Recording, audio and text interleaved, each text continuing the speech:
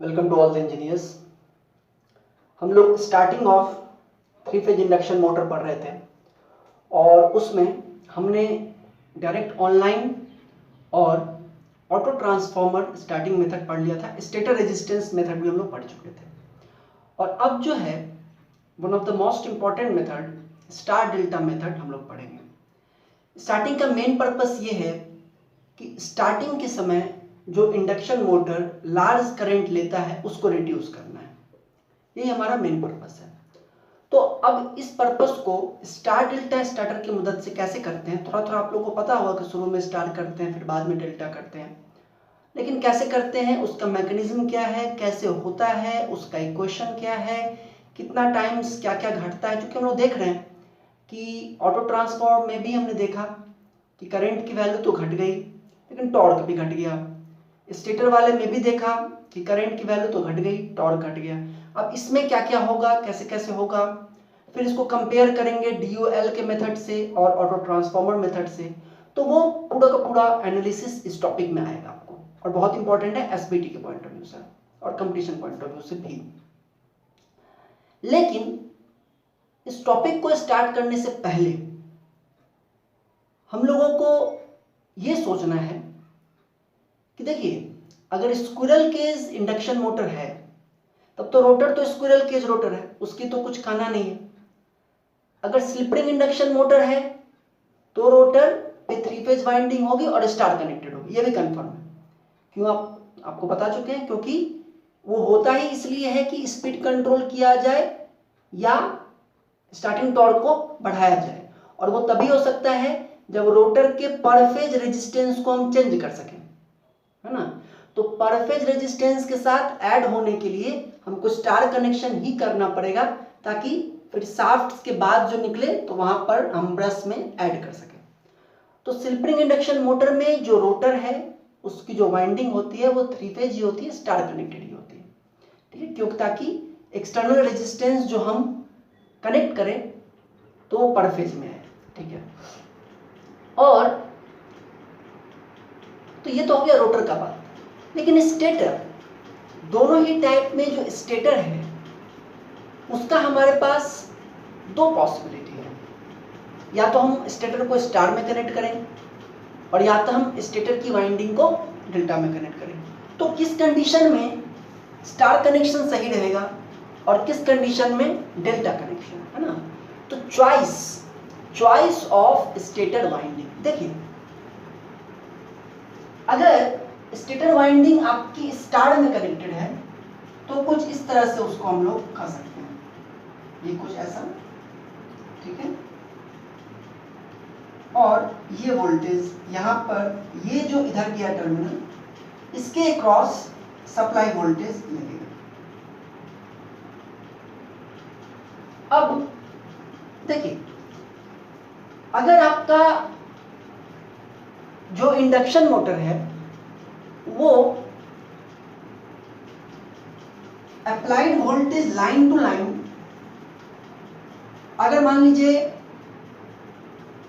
11,000 volt है, just suppose applied voltage कितना है 11,000 वोल्ट, और आपने स्टार में कनेक्शन किया स्टेटर को, तो पर फेज वोल्टेज जो यहां पर मिलेगा वो कितना मिलेगा 11,000/√3। मतलब कि जो स्टेटर के जो वाइंडिंग्स हैं, है ना, उनके और न्यूट्रल जो बॉडी है ना, जैसे कि हम लोग बनाते हैं ये फिगर स्टेटर का, उसमें कहते हैं यहाँ स्लॉट बनेगा, ठीक है, और इस स्लॉट में कंडक्टर्स हैं। तो ये कंडक्टर और ये जो आपका बॉडी है, ये आयरन का पार्ट जो आपका स्टेटर का पार्ट है, इसके बीच में जो वोल्टेज आएगा वो ये है 11,000/√3।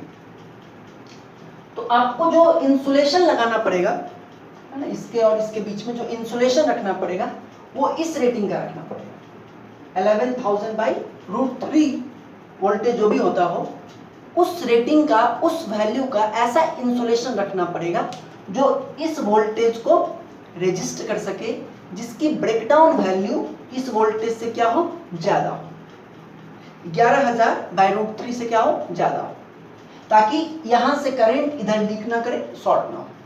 ठीक है, उसका अपना एक कॉस्ट होगा, एक जो भी है होगा। अब अगर आप इसी स्टेटर को अगर डेल्टा में कनेक्ट करते हैं,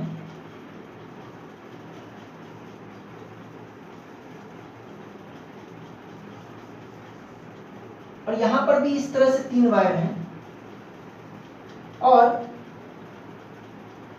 यहां पे भी अगर लाइन टू लाइन वोल्टेज यही है 11,000, तो अब इस केस में बताइए कि जो फेज वाइंडिंग है इसके क्रॉस वोल्टेज कितना होगा, फेज वाइंडिंग के क्रॉस वोल्टेज कितना होगा, 11,000, क्योंकि डेल्टा में फेज वोल्टेज लाइन वोल्टेज सब सेम होता है। यानी कि अगर आपका स्टेटर डेल्टा में कनेक्टेड है, स्टेटर वाइंडिंग अगर डेल्टा में कनेक्टेड है, तब कंडक्टर और ये जो आपका बॉडी है इसके बीच में जो इंसुलेशन रखना पड़ेगा वो 11,000 वोल्ट का रखना पड़ेगा। अगर स्टार में आप कनेक्शन करते हैं तो इंसुलेशन आपको 11,000/√3 वोल्टेज का रखना पड़ेगा, और अगर डेल्टा में कनेक्शन करते हैं तो आपको इंसुलेशन 11,000 वोल्ट का रखना पड़ेगा। Which one will be costlier, कौन ज्यादा कॉस्टली होगा, जिसकी ब्रेकडाउन वैल्यू 11,000 से ज्यादा हो या जिसकी ब्रेकडाउन वैल्यू 11,000/√3 से ज्यादा हो। ऑब्वियसली इसके लिए जो इंसुलेशन यूज होगा उसका कॉस्ट ज्यादा पड़ेगा, है ना। तो कॉस्ट के पॉइंट ऑफ व्यू से देखें, इंसुलेशन के कॉस्ट के पॉइंट ऑफ व्यू से देखें, तो अगर आप स्टार में वाइंडिंग करते हैं, स्टार में कनेक्शन करते हैं स्टेटर का, तो कॉस्ट आपको कम पड़ेगा, किसका, इंसुलेशन का कॉस्ट कम पड़ेगा। और वही अगर आप डेल्टा में करते हैं तो कॉस्ट आपको ज्यादा पड़ेगा। लेकिन हर चीज का एक फायदा है तो उसका एक नुकसान भी है।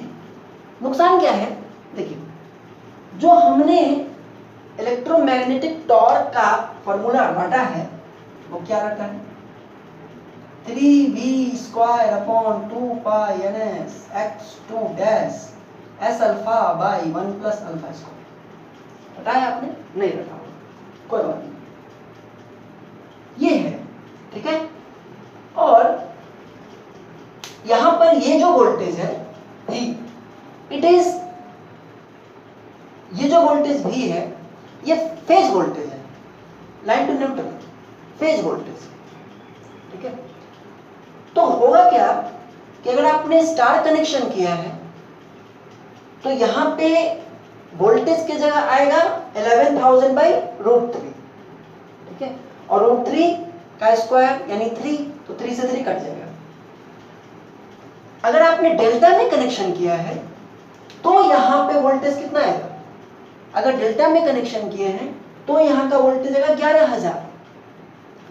किसके केस में टॉर्क ज्यादा मिलेगा, इलेक्ट्रोमैग्नेटिक टॉर्क किसके केस में ज्यादा मिलेगा, देखिए, अगर स्टार में कनेक्शन करें तो इंसुलेशन कॉस्ट कम पड़ेगा, लेकिन यहाँ वोल्टेज कितना पुट कीजिएगा, 11,000/√3। अगर डेल्टा में कनेक्शन करें तो इंसुलेशन कॉस्ट ज्यादा पड़ेगा, लेकिन यहाँ पर वोल्टेज कितना होगा, 11,000/√3 नहीं 11,000। तो स्टार में अगर कनेक्शन करेंगे तो आपको इलेक्ट्रोमैग्नेटिक टॉर्क हमेशा डेल्टा के कंपैरिजन में 1/3 मिलेगा। बात समझ में आ रही है। अगर आप स्टार में कनेक्शन करते हैं तो you will always have electromagnetic torque 1/3 in comparison to delta, अगर लाइन वोल्टेज सेम है तो। बात समझ में आ रही है। तो अगर आप स्टार में कनेक्शन करते हैं तो आपको एक फायदा है कि इंसुलेशन का कॉस्ट बचेगा, लेकिन एक नुकसान है कि इलेक्ट्रोमैग्नेटिक टॉर्क कम लगेगा सेम वोल्टेज के लिए, है ना। और इलेक्ट्रोमैग्नेटिक टॉर्क कम लगेगा, इसका मतलब आप कम लोड के लिए ही मोटर को चला पाएंगे। अगर डेल्टा में कनेक्शन करते हैं तो इंसुलेशन कॉस्ट ज्यादा पड़ेगा, लेकिन टॉर्क आपको अच्छा मिलेगा। तो दोनों का अपना मेरिट और डिमेरिट है। इसलिए जनरली जो स्टार वाइंडिंग है वो की जाती है हाई वोल्टेज रेटिंग के मोटर्स में। फॉर एग्जांपल 3.3 किलो वोल्ट, मतलब आप समझ लीजिए ना कि 3.3 एंड एबव, 3.3 एंड एबव, जैसे 3.3 किलो वोल्ट का इंडक्शन मोटर कहाँ यूज होता है, कोल माइन में यूज होता है ना। कोल इंडिया में यूज होता है, कोल माइन में यूज होता है, क्योंकि जो खदान है उसके नीचे पानी है, उसमें पानी है भरा हुआ, तो पहले उस पानी को बाहर निकालना होगा, तब जा करके कोयला कटेगा, है ना। तो उसको नीचे से पंप बाहर करने के लिए हम लोग 3 फेज इंडक्शन मोटर यूज करते हैं, स्क्विरल केज यूज करते हैं। लेकिन वहां पे जो स्टेटर हम लोग यूज करते हैं वो स्टार कनेक्टेड करते हैं। क्यों? हाई वोल्टेज है, 6.6 किलो वोल्ट का आता है, 3.3 किलो वोल्ट का आता है, तो उसके केस में इंसुलेशन कॉस्ट बहुत हैवी हो जाएगा, तो उसके लिए यूज करते हैं। और दूसरी बात कि इलेक्ट्रोमैग्नेटिक टॉर्क कम होगा, तो इसलिए इलेक्ट्रोमैग्नेटिक टॉर्क कम होगा, इसीलिए जनरली इनका जो यूज है वो हाई वोल्टेज के लिए है, और दूसरा बात लाइटर लोड के लिए है। लाइटर लोड, जहाँ लोड बहुत ज्यादा नहीं, क्योंकि आप देख रहे हैं ना इलेक्ट्रोमैग्नेटिक टॉर्क इसके केस में क्या होगी, कम लगेगी, तो लाइटर लोड के लिए यूज होता है। समझ में आ गई बात? स्टेटर स्टार कनेक्शन होगा तो दो चीजें होंगी, एक तो आपको मतलब क्या है कि एक तो इंसुलेशन कॉस्ट कमेगा, ठीक है, लेकिन टॉर्क भी कम लगेगा, इसलिए यूज करते हैं जनरली हाई वोल्टेज में इंसुलेशन कॉस्ट को कम करने के लिए, और lighter load, for example fan, 3 phase fan, या मैंने जो कहा वाटर पंप या कंप्रेशर्स, इस सब में इसका यूज है। और डेल्टा जो है, डेल्टा कनेक्टेड जो वाइंडिंग्स है वो जनरली लो वोल्टेज के रिक्वायरमेंट्स में, लो वोल्टेज के एप्लीकेशंस में यूज होती है। जो आपके आटा चक्की का जो मोटर है, या जो हाउसिंग बोट्स में जो मतलब 415 वोल्ट या 440 वोल्ट के जो भी मोटर्स हैं वो सब डेल्टा में कनेक्टेड है, वो सारे के सारे डेल्टा में कनेक्टेड है, ठीक है, क्योंकि इसका बेनिफिट एक तो है ही ना, हाई स्टार्टिंग टॉर्क। और जहां तक इंसुलेशन कॉस्ट की बात है, तो आप देखिए कि इसमें और इसका √3 करेंगे तो 440 का √3 लगभग 254 समथिंग आएगा, दोनों में डिफरेंस भी ज्यादा नहीं है, 440 और 254 कितना होगा इसका पैटर्न, 440 और 254 दोनों का डिफरेंस कितना होगा, 10 में से 4 गया 6, 13 में से 5 गया 8, ठीक है, 186 160 के लगभग में डिफरेंस आ गया इसका। तो ज्यादा वोल्टेज में अंतर ज्यादा नहीं है, तो इसका मतलब है कि कॉस्ट, इंसुलेशन के कॉस्ट में भी ज्यादा अंतर नहीं होगा, है ना, इंसुलेशन के कॉस्ट में भी ज्यादा अंतर नहीं होगा। इसलिए जनरली 440 वोल्ट के जो 3 फेज इंडक्शन मोटर हैं उनमें आपको स्टेटर डेल्टा में ही कनेक्टेड मिलेगा, क्योंकि टॉर्क भी अच्छा मिलेगा और इंसुलेशन कॉस्ट में भी बहुत ज्यादा डिफरेंस नहीं है। समझ में आ गई बात? तो ये है। अच्छा, इसका एक और भी फायदा है डेल्टा में कनेक्शन करने का, अगर आपका मोटर, अगर आपके मोटर का जो स्टेटर है वो डेल्टा में कनेक्टेड है तो ही आप इसको यूज कर सकते हैं, स्टार डेल्टा स्टार्टर, है ना। स्टार डेल्टा स्टार्टर आप तभी यूज कर सकते हैं अगर आपका स्टेटर डेल्टा में कनेक्टेड है। अब देखिए स्टार डेल्टा स्टार्टर क्या इसी कंसेप्ट को यूज करता है। देखिए मतलब स्टार में एक फायदा है कि शुरू में कि वोल्टेज कम होगा, है ना, वोल्टेज कम होगा, और वोल्टेज कम होगा तो करंट कम होगा, ऑब्वियस सी बात है। स्टार में अगर पर फेज वोल्टेज कम है तो पर फेज करंट कम होगा, और स्टार्टिंग में हमको यही तो चाहिए, स्टार्टिंग में हमको करंट को ही तो कम करना है ना। तो अगर हम स्टार की इस प्रॉपर्टी को यूज करें कि इसके क्रॉस वोल्टेज कम है तो करंट कम होगा, और डेल्टा की इस प्रॉपर्टी को यूज करें कि टॉर्क अच्छा मिलेगा, इन दोनों को कंबाइन करें तो क्या किया जाता है कि मोटर के डिजाइनिंग में कुछ भी नहीं करते हैं, बस उससे जो टर्मिनल निकलते हैं उसमें कुछ कुछ करते हैं, अभी देखेंगे। ये किया जाए कि स्टार्टिंग में हमारा जो स्टेटर वाइंडिंग हो वो स्टार में कनेक्टेड हो, ताकि पर फेज वोल्टेज कम रहे, करंट कम आए, और एक बार जब मोटर स्पीड पकड़ लिया तब हम वापस उस कनेक्शन को, उन वाइंडिंग्स को डेल्टा में कनेक्ट करें। अब भाई ये कैसे होगा, क्योंकि स्टार कनेक्शन में तो R2 Y2 B2 को एक पॉइंट पे ज्वाइन करते हैं, न्यूट्रल निकालते हैं, और डेल्टा कनेक्शन में तो R2 को Y1 से, Y2 को B1 से, B2 को R1 से कनेक्ट करना है। अब ये कैसे चलते में कैसे करना है ना, उसके लिए हम लोग यूज करते हैं एक TPDT switch, triple pole double throw switch.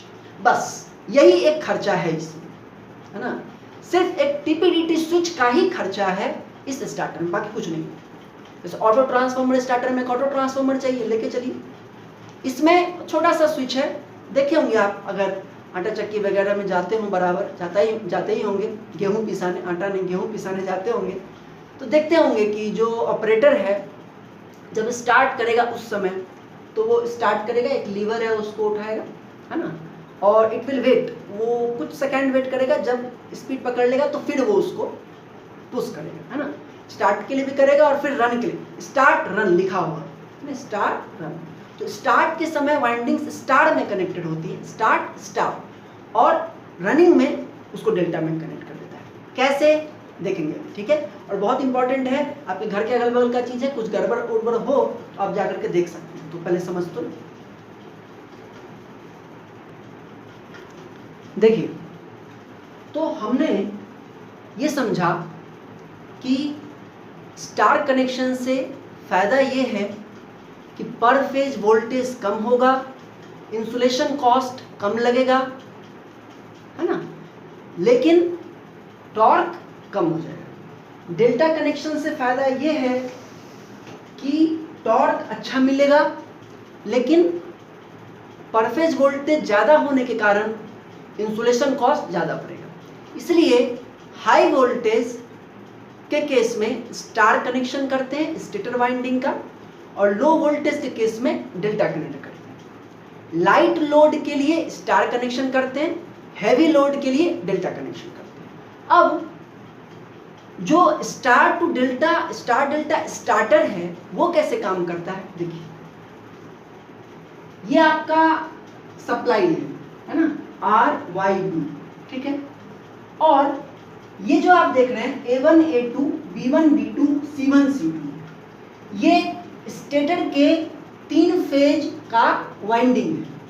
जो हमने स्टार्टिंग में पढ़ा था, तो R1 R2 Y1 Y2 B1 B2 लिखे थे ना, उसी को ये A1 A2 के टर्म में इसलिए है क्योंकि जनरली मोटर्स में आपको ये A1 A2 के टर्म्स में लिखा रहेगा नेम प्लेट वगैरह पर, या फिर जो भी उसकी ड्राइंग होगी उस पर।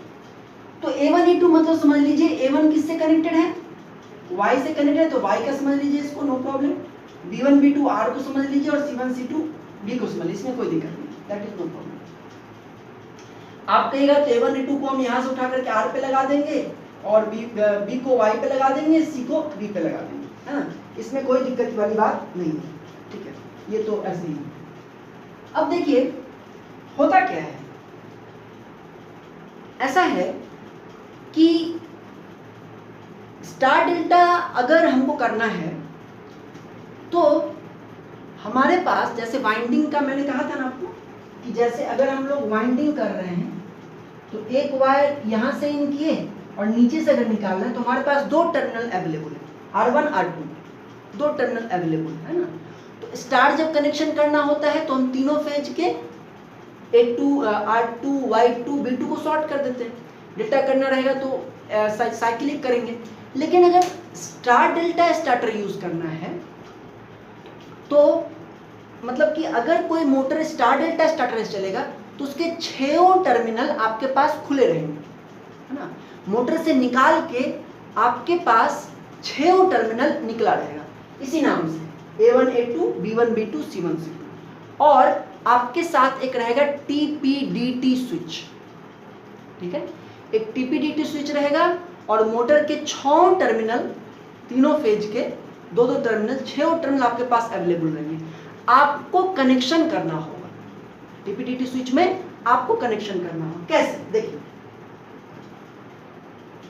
इसमें आप उसको जब खोल के देखेंगे तो ये जो TPDT स्विच है, इसमें क्या करना है कि A2 टर्मिनल, B2 टर्मिनल और C2 टर्मिनल, ठीक है, 6 टर्मिनल निकला रहेगा। तो A2 B2 C2 2 वाले जो भी होंगे उन सबको ला करके स्विच, जो स्विच होगा उसमें लगा हुआ, उसके टर्मिनल पे लगा देना है। जैसे A2 को मैंने यहाँ लगा दिया, ये क्या है, ये A2 है, जो निकला हुआ वायर उसको हमने यहाँ कनेक्ट कर दिया, B2 को यहाँ, ये B2 है ना, देखिए A2 हो गया, ये B2 हो गया, और ये क्या हो गया, C2। जो स्विच लगा रहेगा, जब उसका बॉक्स खोलेंगे तो आपको दिख जाएगा कि स्विच जो लगा हुआ है उसमें जो A2 B2 C2 टर्मिनल है वहां पे इसके A2 B2 C2 को लगा देना और पहले से इस तरफ ये सॉर्टेड किया हुआ है, ये सॉर्टेड किया हुआ है, ठीक है। मतलब अगर आप लीवर को, मतलब स्विच तीनों एक साथ ऑपरेट होता है, ये तीनों ही स्विच एक साथ ऑपरेट होते हैं, ठीक है। अगर आप स्विच को गिराएंगे तो तीनों आपस में शॉर्ट हो जाएगा, A2 B2 C2 तीनों आपस में शॉर्ट हो जाएंगे, ठीक है। मतलब अगर आप इस तरफ करेंगे तो ये तीनों शॉर्ट हो जाएंगे और अगर आप इस तरफ करेंगे तो क्या होगा वो देखते हैं। तो A2 B2 C2 को स्विच के इधर लगाना है और A1 B1 C1 को इधर लगाना है। देखिए किस तरह से, सीक्वेंस बहुत इंपॉर्टेंट है, कहीं भी किसी को नहीं लगा सकते। जो सबसे ऊपर वाला टर्मिनल है वहां पे कनेक्टेड होगा B1, ऐसे लिखा रहता है उसमें, इसलिए दिक्कत नहीं होती है। B1 को B1 से, तो B1 जो सबसे ऊपर वाला है वो B1 से कनेक्ट होगा। क्यों ऐसा अभी आप देखेंगे। सबसे ऊपर वाला को B1 से कनेक्ट करेंगे, बीच वाले को C1 से कनेक्टेड करेंगे। अब आपको लग रहा होगा सर ये तो यहाँ सप्लाई से कनेक्टेड होगा। भाई सप्लाई से तो कनेक्टेड होगा, लेकिन बीच से एक वायर टर्मिनल ऐसा निकला रहेगा, आपको निकला रहेगा, वो सप्लाई से होगा। C1 A1 B1 तीनों सप्लाई से भी कनेक्टेड होंगे, लेकिन इनसे एक वायर निकाल के, मतलब आप ऐसे समझिए ना कि एक वायर है जो कि अंदर जा करके, जैसे देखिए ये हम कर रहे थे ना, ये हमने वायर ऐसे इन किया, ठीक है, हमने वायर ऐसे इन किया, यहाँ से निकाला, ये C1 से कुछ। अब ये सप्लाई से तो कनेक्टेड होगा, लेकिन इंटरनली क्या किया कि यहाँ से एक और वायर निकाल करके आपको दे दिया है C1। तो ये भी C1 टर्मिनल है, ये भी C1 टर्मिनल है ना। तो ये C1 तो सप्लाई से कनेक्टेड होगा ही, और साथ साथ C1 टर्मिनल निकाल के हमने यहाँ भी दे दिया। सिमिलरली B1 C1 A1 इस सीक्वेंस में जब आप स्विच को इस तरफ करेंगे तो A2 B2 C2 तीनों क्या हो जाएगा, शॉर्ट हो जाएगा। A1 B1 C1 ओपन रहेगा, इधर कुछ नहीं। A2 B2 C2 क्या हो जाएगा, शॉर्ट हो जाएगा। अब देखिए कैसे करते हैं काम। देखिए जैसे आपको मोटर को ऑन करना है, आप मेन स्विच को ऑन करेंगे। मेन स्विच को आप जैसे ही ऑन करेंगे ये तीनों ऑन हो जाएंगे, ठीक है। ये तीनों ऑन हो गया, वोल्टेज आ गया, सब कुछ आ गया, ठीक है। सब में वोल्टेज वगैरह आ गया ना, लाइन टू लाइन वोल्टेज वगैरह आ गया। अब आपको मोटर को अब स्टार्ट करना है, तो स्टार्टिंग के लिए हम चाहते हैं कि क्या हो, करंट कम हो। करंट कैसे कम होगा, अगर पर फेज वोल्टेज कम होगा तो करंट कम होगा, और पर फेज वोल्टेज कम किस में होता है, डेल्टा में कि स्टार में, स्टार में। यानी कि स्टार्टिंग में हमको स्टार में कनेक्ट करना है। तो लीवर को हम स्टार्ट की तरफ घुमाएंगे, इस तरफ स्टार कनेक्शन जहां होगा। जैसे आप इसको इस तरफ घुमाएंगे A2 B2 C2 तीनों शॉर्ट हो जाएगा। A2 B2 C2 तीनों क्या हो जाएगा, शॉर्ट हो जाएगा ना, कुछ इस तरह का, ठीक है, शॉर्ट हो गया। हाँ यहाँ से होता है, यहाँ से भी न्यूट्रल को कनेक्ट करने का रहता है वो अलग बात है। A2 B2 C2 शॉर्ट हो गया। A1 B1 C1 तीनों में सप्लाई भी है, ये टर्मिनल ओपन है, लेकिन यहाँ पर तो सप्लाई है, इधर सप्लाई है ना, B सप्लाई है और ये शॉर्ट है। तो क्या होगा, यानी कि इस पोजीशन में आपका स्टेटर स्टार में कनेक्टेड है, पर फेज वोल्टेज इसमें कम है V/√3, और पर फेज वोल्टेज कम है तो करंट भी कम ले रहा है, उसका हम लोग इक्वेशन अभी निकालेंगे। करंट भी कम ले रहा है, टॉर्क भी कम लगेगा, लेकिन हमारा लोड टॉर्क उससे भी कम है। जितना इलेक्ट्रोमैग्नेटिक टॉर्क आएगा स्टार्टिंग में स्टार कनेक्शन में भी, हमारा लोड टॉर्क उससे भी कम है, तो कोई दिक्कत नहीं है, चलेगा मोटर। ओके, तो अब मोटर चलने लगा, क्योंकि आपने स्टेटर वाइंडिंग में सप्लाई दे दी, स्टेटर वाइंडिंग में करंट फ्लो हो गया, ये अपना मैग्नेटिक फील्ड बनाएगा, फिर रोटर में इंड्यूस होगा, दैट इज। अब जब मोटर ने स्पीड पकड़ ली, तो स्पीड पकड़ ली तो अब हमको इसको किस में कनेक्ट करना है, डेल्टा में कनेक्ट करना है, क्योंकि टॉर्क कम है ना, ठीक है, टॉर्क कम है। और अगर आपका लोड अगर वैरी करता है, जैसे कि आप देखते होंगे, आप अगर देखे हो कि अगर स्टार्टिंग में जब हम आटा चक्की चलाते हैं तो उसमें खाली वाले में चलाते हैं, है ना, जिसमें कुछ हो नहीं, स्टार्टिंग में चल जाता है, और उसके बाद फिर जब लोड उसको जब ये इसको जब मूव करते हैं तब जाके के फिर ऊपर से हम लोग गेहूँ या जो भी चीज़ है वो डालते हैं। तो इसका मतलब ये है कि लोड में वेरिएशन है। स्टार्टिंग में आपने स्टार में कनेक्टेड किया, ठीक है, करंट कम ड्रॉ हुआ लेकिन टॉर्क भी कम लग रहा है, तो आपको इस समय अपने मशीन का लोड टॉर्क को इस कम जो स्टार कनेक्शन के कारण जो कम टॉर्क लग रहा है उससे कम रखना पड़ेगा, तभी मोटर चलेगा, है कि नहीं। तो वो चला, अब इसने स्पीड पकड़ ली। अब अगर आप स्टार में ही छोड़ देंगे तब तो हमेशा कम टॉर्क लगते रहेगा, फिर आप हायर लोड को कैसे मूव कर पाएंगे, जो कि करना है ना, गेहूं डालना है, उसको पीसना है, तो हमको उस कनेक्शन को वापस डेल्टा में कनेक्ट करना होगा। उसके लिए जैसे ही आप इस लीवर को इधर कनेक्ट करेंगे तब देखिए क्या होगा। जैसे ही आप इसको इधर कनेक्ट करेंगे A2 कनेक्टेड हो जाएगा B1 से, इसको आप इधर कनेक्ट करेंगे तो क्या होगा, A2 B1 से कनेक्टेड हो जाएगा कुछ इस तरह से, A2 कनेक्टेड हो जाएगा B1 से, देखिए, ठीक है, और B2 किससे कनेक्टेड हो जाएगा, C1 से, और C2 किससे कनेक्ट हो जाएगा, A1 से। कैसा कनेक्शन हो गया, डेल्टा कनेक्शन हो गया, है ना। और यहां से A1 B1 और C1 से आप सप्लाई ले, डेल्टा कनेक्शन हो गया। और अब आपका मोटर डेल्टा कनेक्टेड में आराम से रन कर रहा है। आप गेहूं डालिए, गेहूं पीसिए, चाहे आप सरसों तेल क्या कहते हैं उसको, सरसों पीसिए तेल के लिए, ठीक है, जो भी है। तो मेरा ये कहना है कि यहाँ पर हमने सबसे पहले इसको इस तरफ कनेक्ट करके स्टार में कनेक्टेड किया स्टेटर की वाइंडिंग को, और स्टार्टिंग करंट को कम किया। हालांकि मेरा इलेक्ट्रोमैग्नेटिक टॉर्क भी कम हुआ, लेकिन उस समय हमारा लोड टॉर्क कम था, हमारा जो डाला कहते हैं, क्या कहते हैं उसको, वो खाली था, तो मूव करने लगा। अब जब मूव करने लगा, स्पीड पकड़ लिया, तब क्या करेंगे, अब तो हमको डालना है, उसको पीसना है, तो अब हम इसको इधर घुमा देंगे डेल्टा। वो एक्सपीरियंस की बात है, कुछ सेकंड में स्पीड पकड़ लेता है। फिर जब हम इसको इधर घुमा देंगे तो डेल्टा कनेक्टेड हो गया, अब उसके क्रॉस हाई वोल्टेज हो गया। लेकिन चूंकि स्पीड बढ़ चुकी है, स्लिप घट चुका है, इंपीडेंस बढ़ चुका है, तो डेल्टा में कनेक्टेड है तो भी करंट कम ही लेगा। फुल वोल्टेज अप्लाइड है लेकिन करंट कम लेगा, क्योंकि अब स्लिप कम हो।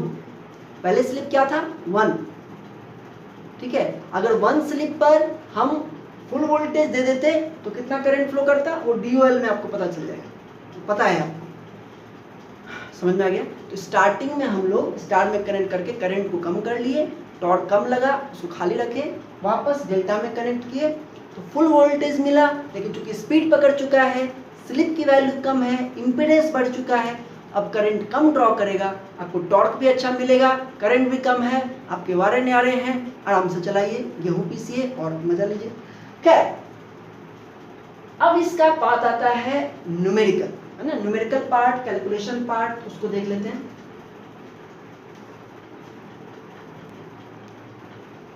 इधर ये जो फॉर्मूला है, ये DOL के केस में स्टार्टिंग करंट कंपेयर करना है इससे, और DOL के केस में स्टार्टिंग टॉर्क, और ऑटो ट्रांसफार्मर के केस में स्टार्टिंग करंट, और ऑटो ट्रांसफार्मर के केस में स्टार्टिंग टॉर्क का एक्सप्रेशन। अब देखिए, स्टार्टिंग के समय अगर लाइन वोल्टेज V है तो स्टार्टिंग के समय हमारा स्टेटर जो है वो स्टार में कनेक्टेड है, और रोटर हमारा स्क्विरल केस है। तो यहाँ पर V है, लेकिन पर फेज वोल्टेज कितना आएगा, V/√3, ठीक है। और जो इक्विवेलेंट सर्किट होगा वो कैसा होगा, V/√3, और इसमें R2 डैश है और X2 डैश है, और इससे करंट कितना फ्लो करेगा, IST, ये मान रहे हैं IST करंट फ्लो करेगा, ठीक है। तो IST क्या हो जाएगा, V/√3 divided by √R2 dash square plus X2 dash square, V/√3 divided by √R2 dash square plus X2 dash square, ठीक है, ओके। और IST starting current star delta के केस में ये तो खैर फार्मूला है, लेकिन अगर हम DOL से कंपेयर करें तो इसको क्या हम ऐसे लिख सकते हैं, 1/3 इंटू V√3 बाई दिस लिख सकते हैं ऐसा, क्योंकि ये √3 नीचे था, अभी भी √3 से कट जाएगा तो ये √3 नीचे ही आ जाएगा, ऐसा लिख सकते हैं। और ये जो है ये किसका है, DOL का है।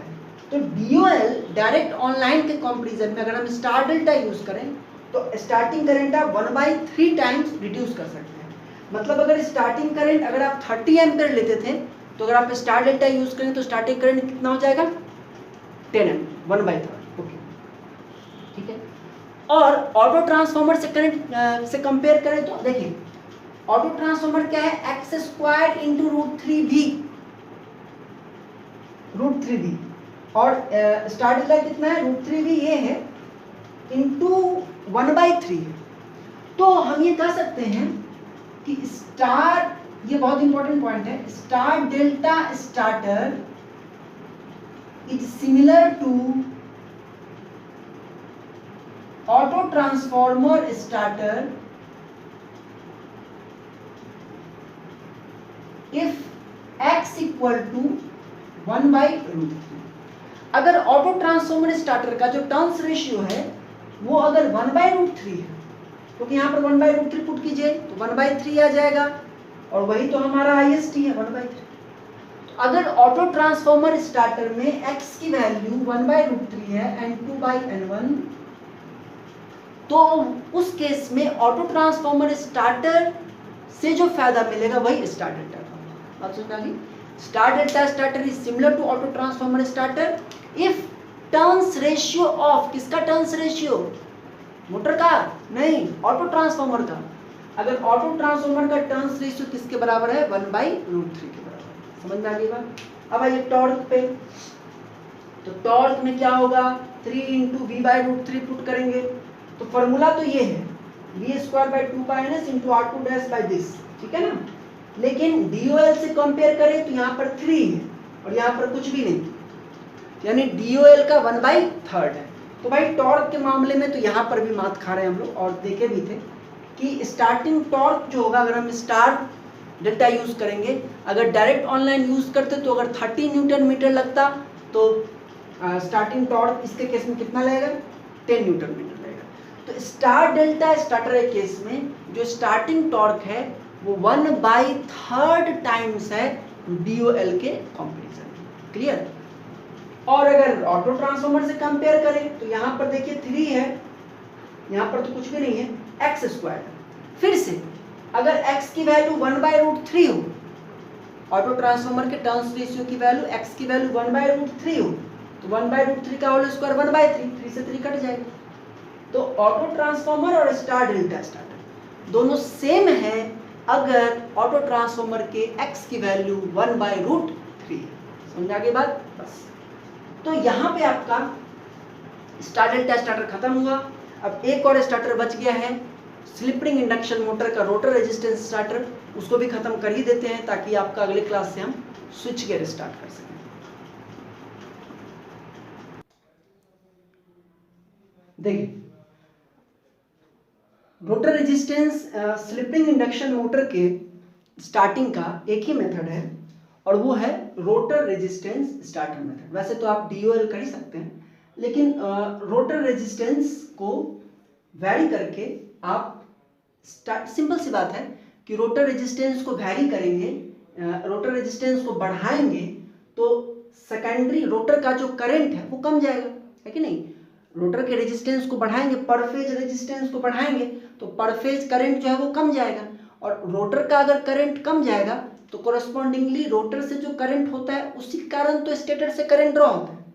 तो रोटर से अगर करंट कम जाएगा तो आपका स्टेटर से भी करंट कम जाएगा। तो वही कंसेप्ट है। अब इसमें क्या है, देखिए स्टेटर आपका हम डेल्टा कनेक्टेड लिए हैं, ठीक है, और लाइन टू लाइन वोल्टेज भी है जो कि फेज वोल्टेज होगा, ठीक है। अब यहाँ पर भी वोल्टेज भी होगा। अब हम जानते हैं कि फेज से फेज में वोल्टेज इंड्यूस होता है, तो यहाँ पर अगर भी है तो टर्न्स रेशियो के हिसाब से यहाँ x भी होगा और कुछ करंट फ्लो करेगा।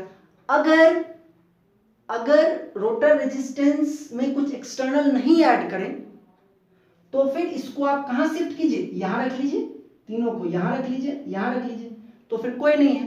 लेकिन स्टार्टिंग के समय क्या करते हैं कि रोटर के रेजिस्टेंस को ज़्यादा रखते हैं ताकि रोटर का करंट कम फ्लो हो और करंट कम होगा तो स्टार्टिंग करंट कम होगा, रोटर करंट कम होगा तो स्टेटर से ऑब्वियसली करंट कम आएगा।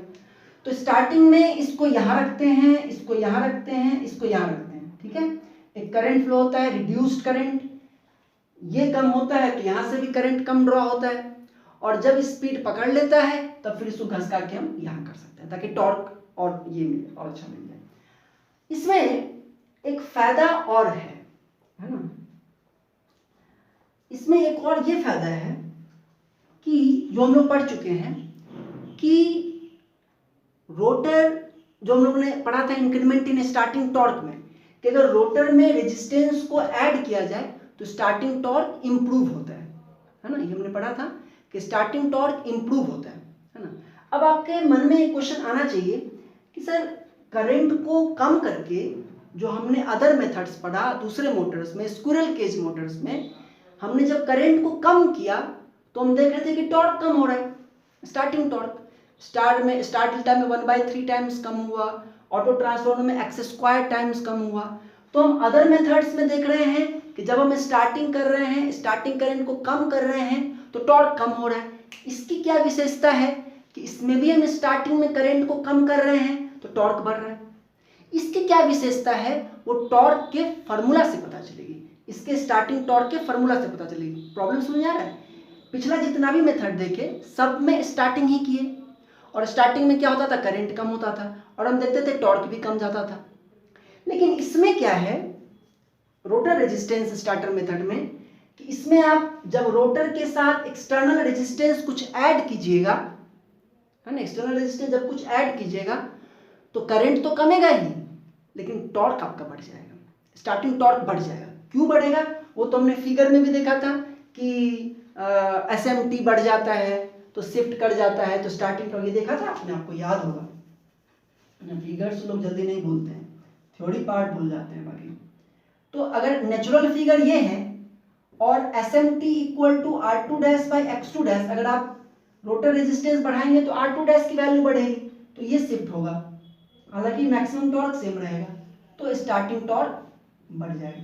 लेकिन न्यूमेरिकली कैसे होता है वो हम लोग देखेंगे अभी। खैर ये आप समझ में आ रहा है आपको, यहाँ V वोल्टेज आया, यहाँ XV आया, यहाँ करंट फ्लो किया, एक्सटर्नल रेजिस्टेंस ऐड करेंगे तो करंट कम फ्लो करेगा और कोरस्पॉन्डिंग यहाँ। अब इन सब का अगर इन सबको अगर हम इधर रेफर करें फेज में तो कुछ इस तरह का इक्विवेलेंट सर्किट बनेगा। सप्लाई वोल्टेज V है, R2 ये जब इधर रेफर होगा तो R2 भी आज R2 से R2 हो जाएगा, R एक्सटर्नल से R एक्सटर्नल डैश हो जाएगा, जब स्टेटर की तरफ रेफर करेंगे इक्विवेलेंट सर्किट वाली बात है, X2 हो जाएगा। और फेज करंट कितना होगा, V/√R2 plus R external dash का whole square plus X2 square. तो ये तो फेज करंट है। लाइन करंट हमको निकालना है जो हम ड्रॉ करेंगे सप्लाई से, तो वो क्या होगा, √3 से मल्टीप्लाई करने हो जाएगा। स्टार्टिंग टॉर्क देखिए 3V²/2π NS X2 into R2 plus R external dash by X2 divided by ये S, इससे S मल्टीप्लाई होगा ना, S अल्फा, लेकिन स्टार्टिंग में तो S1 है तो ये divided by 1 plus alpha square, तो R2 plus R external divided by X2 का होल स्क्वायर। ठीक है, जहां जहां अल्फा होता था अल्फा पर 1 प्लस अल्फा स्क्वायर, तो अब अल्फा क्या होगा, R2 plus R external dash by X2 क्योंकि एक्सटर्नल रेजिस्टेंस ऐड हुआ है ना, तो R2 plus R external dash divided by X2। अब देखिए कि अदर से दूसरे और भी जो दूसरा जो भी मेथड था उसमें आपका वोल्टेज जब हम लोग ये करते थे वोल्टेज रिड्यूस करते थे ना, बाकी जो भी दूसरा मेथड था, चाहे आप ऑटो ट्रांसफार्मर लीजिए उसमें भी ऑटो ट्रांसफार्मर से वोल्टेज कम देते थे, चाहे आप स्टेटर रेजिस्टेंस मेथड लीजिए उसमें भी हम लोग पहले ही ड्रॉप करा लेते थे, वोल्टेज कम देते थे, चाहे स्टार डेल्टा लीजिए उसमें भी हम लोग V/√3 देते थे, तो यहाँ पे वोल्टेज कम हो जाता था जिसके कारण आपका टॉर्क कम होता था। लेकिन इसमें क्या है, हम लोग फुल वोल्टेज यूज कर रहे हैं। इसमें करंट को कम करने के लिए क्या कर रहे हैं, एक्सटर्नल रेजिस्टेंस ऐड कर रहे हैं, बाकी वोल्टेज तो फुल दे रहे हैं, तो इसमें कोई कमी नहीं हुई, पहली बात। दूसरी बात, जो अदर मेथड्स थे स्क्विरल केज के, उसमें R2 मतलब ये वाला पार्ट कांस्टेंट ही रहता था, alpha upon 1 plus alpha square, ये कांस्टेंट रहता था। लेकिन यहां पे क्या है कि ऊपर वाले पार्ट में कुछ ऐड हुआ है। देखिए, अगर हम इसी मोटर का अगर हम बिना कोई एक्सटर्नल रेजिस्टेंस ऐड किए हुए अगर स्टार्टिंग टॉर्क का एक्सप्रेशन लिखें तो क्या हो जाएगा, 3v square upon 2 pi ns into x2 dash into r2 dash by x2 dash divided by 1 plus r2 dash by x2 dash का होल स्क्वायर, यही हो जाएगा। लेकिन अब हमने क्या किया है, एक्सटर्नल रेजिस्टेंस ऊपर में ऐड किया, नीचे भी ऐड किया है लेकिन ऊपर में ऐड किया है। और जब आप एक्चुअल वैल्यूज लेकर के देखेंगे तो आप पाएंगे कि एक्सटर्नल रेजिस्टेंस ऊपर में ऐड करने से स्टार्टिंग टॉर्क की वैल्यू बढ़ जाती है, न्यूमेरिकली प्रैक्टिकली एक्सटर्नल रेजिस्टेंस को ऐड करने से स्टार्टिंग टॉर्क की वैल्यू बढ़ जाती है। समझ रही बात? तो ये जो मेथड है सबसे अच्छा मेथड है स्लिप रिंग इंडक्शन मोटर का, कि इसमें हमको एक्सटर्नल रेजिस्टेंस को ऐड करना है, स्टार्टिंग करंट भी कम गया। पहले कितना होता, अगर हम लोग एक्सटर्नल रेजिस्टेंस नहीं ऐड करते तो ये होता, अब इसमें हम ऐड करेंगे तो क्या होगा, बढ़ ही जाएगा ना, नीचे वाला पार्ट बढ़ जाएगा तो टोटल कम जाएगा। और टॉर्क अगर नहीं ऐड करें तो ये होगा, और टॉर्क और जब आप एक्सटर्नल ऐड करेंगे तो यहाँ ऊपर में कुछ ऐड होगा, नीचे भी ऐड होगा, लेकिन रिजल्टेंट आप देखेंगे तो ये वैल्यू ज़्यादा होगी। बात समझ में आ गई? तो ये डिफरेंस है इसमें कि इसमें करंट तो घटता है लेकिन टॉर्क बढ़ जाता है, और बाकी सब में करंट भी घटता है तो टॉर्क भी घटता है। तो ये जो है ये है आपका rotor resistance starter method for slip ring induction motor. तो आपका चारों का चारों मेथड हो चुका है ना, अब आपको इसमें और कुछ भी नहीं है। हाँ, इंडक्शन मोटर में है बचा हुआ स्पीड कंट्रोल है, मेजरमेंट ऑफ स्लिप है, और डबल केज इंडक्शन मोटर है। तीनों छोटे छोटे टॉपिक हैं। अगली बार हम लोग मशीन पे आएंगे तो इन तीनों को खत्म करेंगे और साथ में और भी चीज़ों खत्म करेंगे। तो नेक्स्ट क्लास से हम लोग स्टार्ट करेंगे switch gear and protection. So gate prepared for that. Best of luck.